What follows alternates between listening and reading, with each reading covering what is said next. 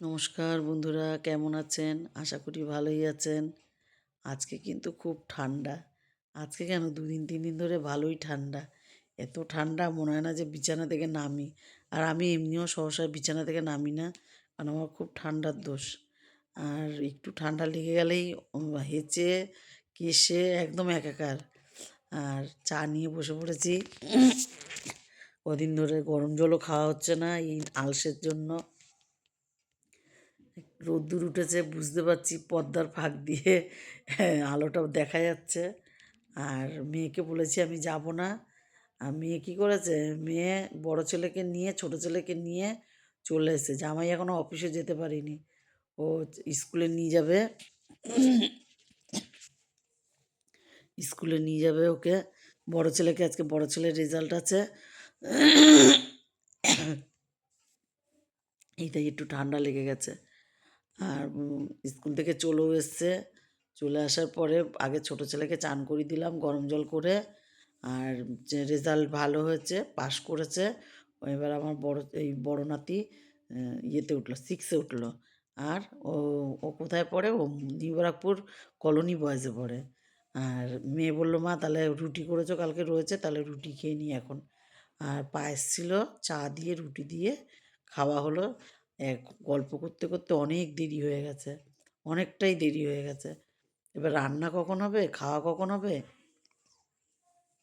এখান থেকে মাছওয়ালা 3টে গেছে, কিন্তু আমি তো সব মাছ খাই না, ওর জন্য নেওয়া হয়নি। ওই জন্য বোনকে বললাম একটুকুনি বাজারে যা, একটু চিংড়ি মাছ নিয়ে। তাই চিংড়ি মাছ এনেছে। তাই বেগুন দিয়ে আলু দিয়ে আগে ভাবছিলাম ভাপা করব, মেয়ে বলল না মা, তুমি পাতলা করে ঝোল করো। তার জন্য বেগুন দিয়ে আলু দিয়ে টমেটো দিয়ে আর কাঁচা লঙ্কা দিয়ে ঝোল হবে। এই যে আলুগুলো আগে ভেজে নিয়ে, আগে চিংড়ি মাছ ভেজে রেখেছি, আলুগুলো আজকে ভেজে নিয়ে তারপরে মশলা কষিয়ে তারপরে বেগুনটা দিলাম, না তো বেগুনটা গলে যাবে। বড়ি দিতে বলছিল বোন, আমি বললাম বড়ি দিলে চিংড়ি মাছের টেস্টটা লাগবে না, ওই জন্য বড়িটা আর দিলাম না। আর চিংড়ি মাছগুলো ভেজে রেখে দিয়েছি, এইগুলো দিয়ে দেবো পরে, আগে জল দেবো তারপরে দেবো, আগে দেবো না। আর এখানে দেখেন ধনে পাতা আছে, ধনে পাতাগুলো ধোয়া হয়নি, বাছা হয়ে গেছে, ধুয়ে কুচিয়ে তারপর দেবো। আর ছোটো নাতির তো রান্না হয়ে গেছে, ওর ওর একটা ডিম পোচ করে দেবো, ও তো আর চিংড়ি মাছ খাবে না। আর জল দেওয়া হয়ে গেল, তরকারিতে কষানো হয়ে গেছে। বেগুনগুলোও একটু পরেই দিতে বলেছিলাম, কারণ বেগুনগুলো না তো গলে যাবে একদম। আর এই জল দিয়ে এবার চিংড়ি মাছটা দিয়ে দেবো, চিংড়ি মাছ দিয়ে ঢেকে দেবো। ঢেকে দিলে কি বেগুনটাও সিদ্ধ হবে, আলুটা যেটুকু বাকি আছে হয়ে যাবে, আর চিংড়ি মাছটাও সিদ্ধ হবে। চিংড়ি মাছ যত সময় না ফোটাবো তত সময় ঝোলের স্বাদ আসবে না, ওই জন্য চিংড়ি মাছটাও দিয়ে ঢেকে দিলাম, পরে নামাবো। আর এখান থেকে পেঁয়াজ পাতা তুলে নিলাম। মেয়ে বলল, মা তাহলে পেঁয়াজ পাতা যখন তুলছো তাহলে তোমার পোস্ত দিয়ে করতে হবে। আমি বললাম ঠিক আছে, পোস্ত দিয়েই করব। এই এই নিয়ে দুবার করে তুলছি পাতা।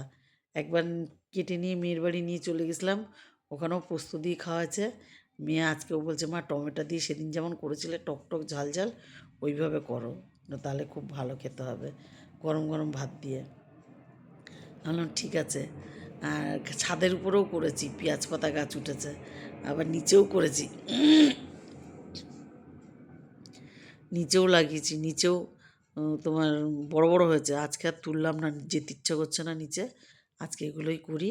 ধোয়া হয়ে গেছে, তা আলুটা বোন একটু বড় বড় কেটে ফেলেছে, তো হয়ে যাবে, কোনো ব্যাপার না। আমি বললাম ভালো করে ভেজে নিবি, না তো ভালো লাগবে না।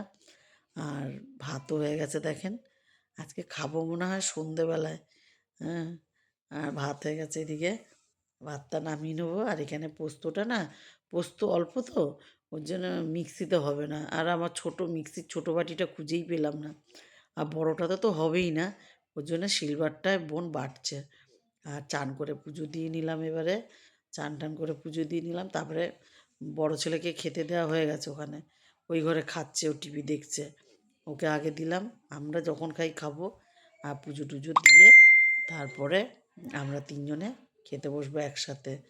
আর গরম গরম ভাত বাড়া হয়েছে। আর দেখেন এই যে পেঁয়াজ পাতাটা দিয়ে পোস্ত দিয়ে এত ভালো লাগছে খেতে, মানে কি বলবো, খুব ভালো হয়েছে পোস্তটা।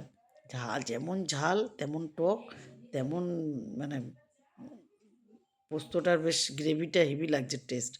ও ঝোলের কাছে কিছুই না। সন্ধ্যা হয়ে গেছে, চা খেয়ে নিয়েছি। বড় ছেলে বলছে, দিদুন টাকা দাও, আমি দোকানে যাব, পাশেই দোকান। তা আমি বললাম ঠিক আছে যাবে, 100 টাকা দিলাম। আমি বললাম তাহলে তুমি দুটো দুধ নিয়ে আসবে, আমাদের দুধ নেই। আর বললো ঠিক আছে আমি যাব, আমি ওর সাথে যাব, কিন্তু আমি দোকানে যাব না, আমি রাস্তায় দাঁড়িয়ে থাকবো, ও টুক করে নিয়ে চলে আসবে। আর ওর সাথে ও দুধ এনে দিল। দুধ এনে দেওয়ার পরে বললো যে দিদুন তোমাদের জন্য একটা জিনিস এনেছে। আমি যে কী এনেছো? আমার পয়সা দিয়ে আবার আমার জন্য জিনিস এনেছে। ওই যে ইয়ে দিয়েছে, ওই তোমার চিপস এনে দিয়েছে আমাদের, বলে তোমরা এটা খাও। আর ও জিনিস এনে ঘরে ঢুকে গেছে, ও খাচ্ছে, ওই টিভির ঘরে বসে বসে খাচ্ছে।